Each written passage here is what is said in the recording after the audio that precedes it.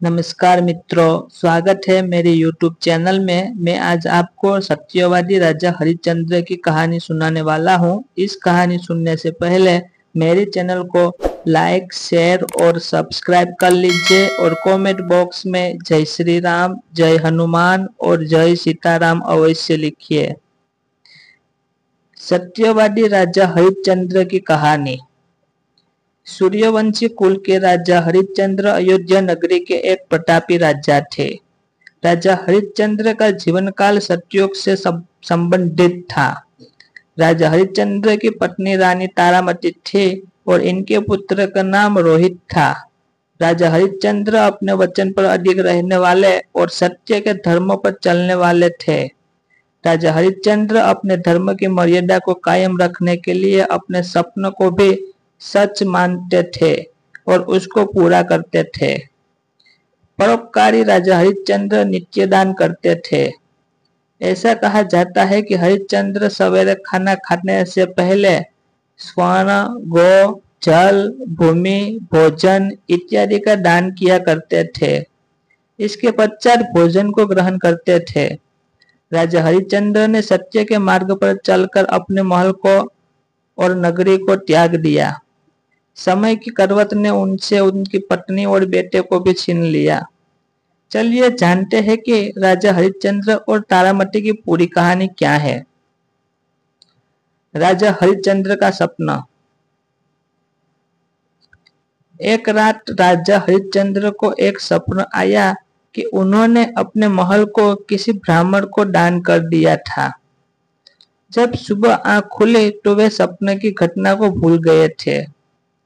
नित्य के काम निपटा कर जब हरिश्चंद्र अपने दरबार में गए तो उस दिन उनसे मिलने 1100 ब्राह्मण 7 महर्षि विश्वामित्र वहां आए गए।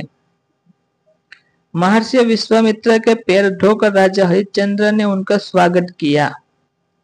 राजा हरिश्चंद्र को अपने सपने की घटना याद आ गई। अपने सपने की मर्यादा को रखने के लिए उन्होंने विश्वामित्र से अनुरोध किया कि क्या आप मेरे महल को दान में स्वीकार करेंगे? महर्षि विश्वामित्र ने राजा हरिश्चंद्र के प्रस्ताव को स्वीकार कर लिया। राजा हरिश्चंद्र ने सभी ब्राह्मणों को भोजन करवाया और दक्षिणा देने लगे। महर्षि विश्वामित्र ने उनको रोक लिया और कहा, जब इस संपत्ति पर आपको कोई अधिकार नहीं है, इनका आप पहले ही दान कर चुके हैं। इतना कहकर विश्वामित्र ने राजा हरिश्चंद्र, रानी तारामती और रोहित के आभूषण उतरवा दिए और दक्षिणा की मांग करने लगे। राजा हरिश्चंद्र ने निवेदन किया कि मैं पहले आपको सब कुछ दे चुका हूँ, अब मेरे पास देने के लिए कुछ नहीं है। इस बात पर विश्वामित्र ने कहा कि आपने महल को हमको समर्पित किया, वह दान है। हमने आपके यहाँ भोजन किया, उसकी दक्षिणा अलग से चाहिए। हम यहाँ पर 1100 ब्राह्मण हैं, कम से कम एक स्वर्ण मुद्रा तो दक्षिणा में देनी चाहिए, अन्यथा तुम पाप के भागीदार बनोगे। राजा हरिश्चंद्र संकट में पड़ गए और उन्होंने इसके लिए 1 महीने का समय मांगा। फिर तीनों वहां से निकल गए। विश्वामित्र ने उन तीनों को अपनी नगरी से बाहर जाने को कहा। वे वहां अयोध्या नगरी में रहकर काम नहीं कर सकते थे। राजा हरिश्चंद्र का पूरा परिवार बिक गया। विश्वामित्र द्वारा नगरी से बाहर भेज दिए जाने पर हरिश्चंद्र ने अपने परिवार के साथ शिव नगरी काशी पहुंच गए। काशी में पहुंचकर हरिश्चंद्र ने काम ढूंढने की कोशिश की, लेकिन उनको कोई काम नहीं मिला। विश्वामित्र का ऋण चुकाने का आखिरी दिन था और राजा हरिश्चंद्र गंगा घाट पर बैठे थे। राजा हरिश्चंद्र ने मां गंगा से प्रार्थना की, अगर मैंने अपने जीवन में सत्य धर्म को निभाया है तो आज मेरे धर्म की रक्षा कर लेना। रानी तारामती वहां आई और कहने लगी कि आप मुझे बेच क्यों नहीं देते? एक पति होते हुए मेरा धर्म है कि तुम्हारी रक्षा करूं। मैं तुम्हें बेचकर अपने पति धर्म को नष्ट नहीं कर सकता। रानी तारामती ने अपने पति के धर्म की रक्षा के लिए खुद को बेचने का निश्चय किया और काशी के बाजार में जाकर खड़ी हो गई। रानी ने आवाज लगाई कि कोई है जो मुझे खरीद सकता है। तब वहां एक पंडित वहां आ गए। पंडित ने कहा कि उसकी पत्नी बीमार रहती है, मेरी पूजा की तैयारी और मेरी पत्नी की सेवा कर सकते हो तो मैं तुम्हें खरीद सकता हूँ। रानी तारामती ने हाँ भर दी और अपनी कीमत मांगी। पंडित ने 500 मुद्राएं देने को कहा।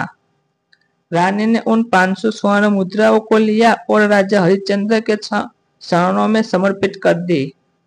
रानी तारामती ने कहा कि उसने अपने पत्नी धर्म को पूरा किया है, कोई गलती हुई हो तो उसको क्षमा कर दे। अब वह दासी बन गई है, इसलिए वह उनसे दूर जा रही है।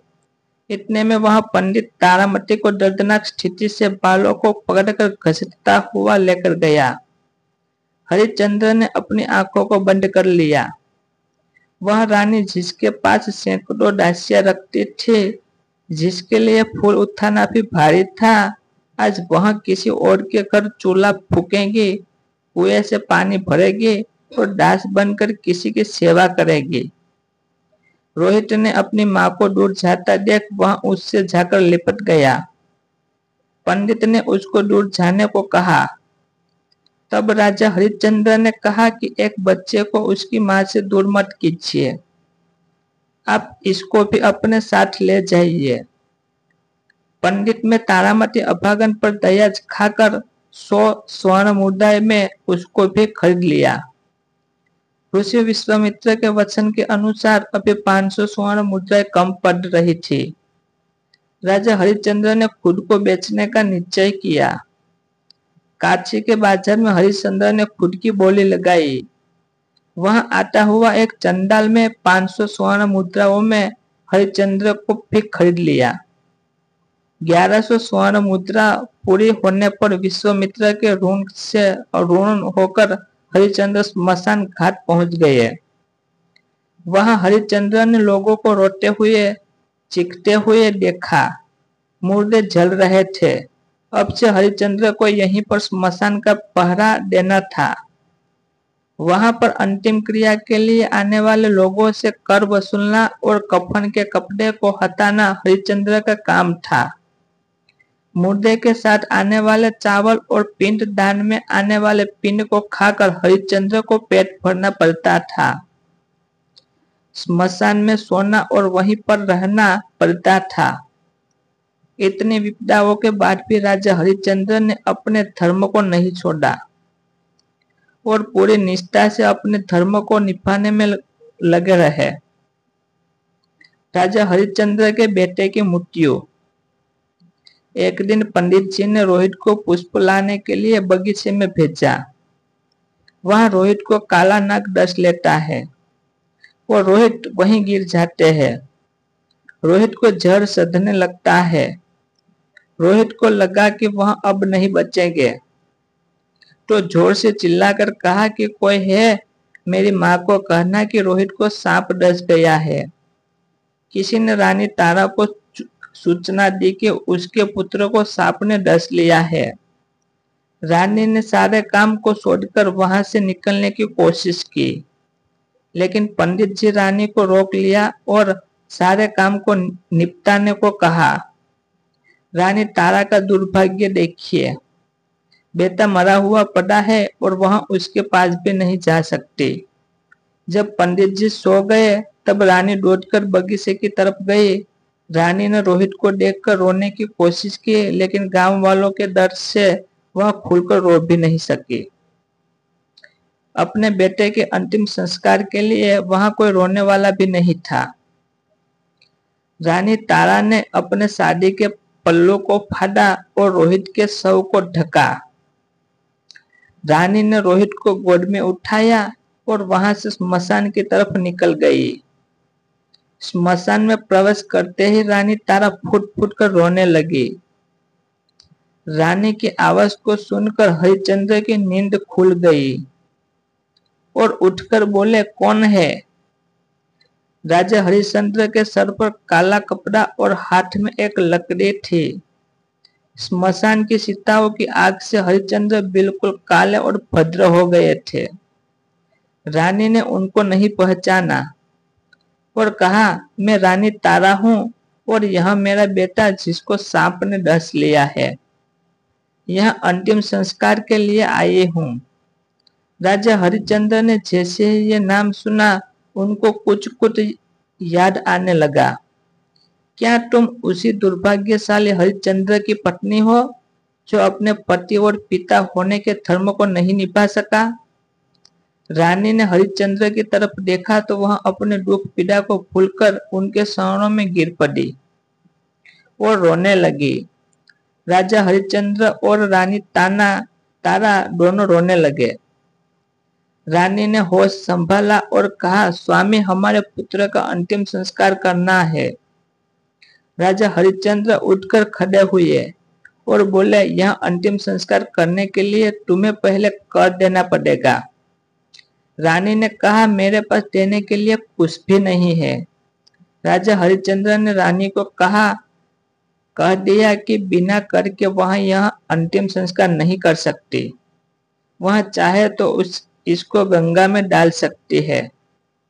रानी ने अपनी शादी के पल्ले को फाड़कर हरिश्चंद्र को सौंपते हुए बोली, इसके अलावा मेरे पास देने के लिए कुछ भी नहीं है। रानी का पीछा करते हुए गांव वाले लोग वहां आ पहुंचे थे। लोगों ने रानी तारा पर इल्जाम लगाया कि वह गांव से चोरी करके यहाँ आई है। चंडाल ने हरिश्चंद्र को तलवार थमाते हुए बोला कि इसकी गर्दन काट दो। तलवार को हाथ में लेकर राजा ने हाथ रुक गए थे। रानी तारा ने कहा कि आप अपने हाथ रोकिए मत, ये आपके मालिक का आदेश है। पत्नी अगर चली गई तो वापस आ सकती है, बेटा भी आ सकता है, लेकिन अगर एक बार धर्म नष्ट हो गया तो वापस लौटकर नहीं आ सकता। इसलिए आप अपने हाथ रोकिए मत और मेरी गर्दन काटिए। समय की ऐसी करवट को देखकर पत्थर भी रो पड़े। तो फिर भगवान तो वहां आना ही था। भगवान वहां आए और उन्होंने राजा हरिश्चंद्र के हाथ को पकड़ लिया। राजा हरिश्चंद्र ने देखा कि भगवान स्वयं उनको रोकने के लिए आए हैं। राजा हरिश्चंद्र उनके चरणों में गिर पड़े।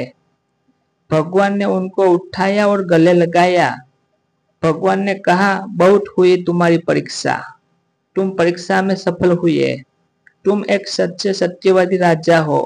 राजा हरिश्चंद्र ने भगवान से कहा कि क्या आपको मेरे धर्म पर विश्वास नहीं था जो आपने इतना खेल रचाया?